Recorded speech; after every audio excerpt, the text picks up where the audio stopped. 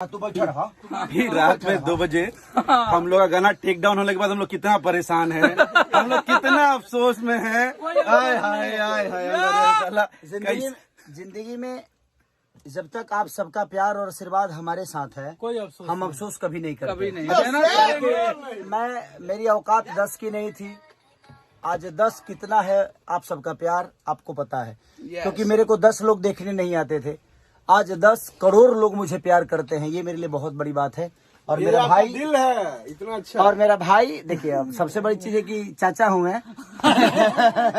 और लेकिन हमारे चाचा भाई, भतीजा के लेकिन हम के चाचा भतीजा के नाता ना रहे। और ये आ गए हमारे बाबा, देखिए वायरल राइटर। तो सारे लोगों का प्यार और आशीर्वाद है। ये सब आप ही का देर है कि हम लोग इतने रात तक भी, अभी कितने 2 बज गए ना, 2 बजे रात भी, वही एनर्जी में रहो। तो बस सिर्फ आपके लिए, जबकि मैं पूरे दिन डांस करके आया हूँ, शूटिंग करके आया हूँ, लेकिन भाई लोगों ने आया कि नहीं, टेक डाउन हो गया तो हो गया, फिर अलग करेंगे, अलग भेज रहे हैं। आप ऐसा ही प्यार दीजिएगा जिस तरह। अच्छा हम लोग बनियान में क्यों है भैया? हम लोग सब लोग अपना बनियान। ये गर्मी है, गर्मी है।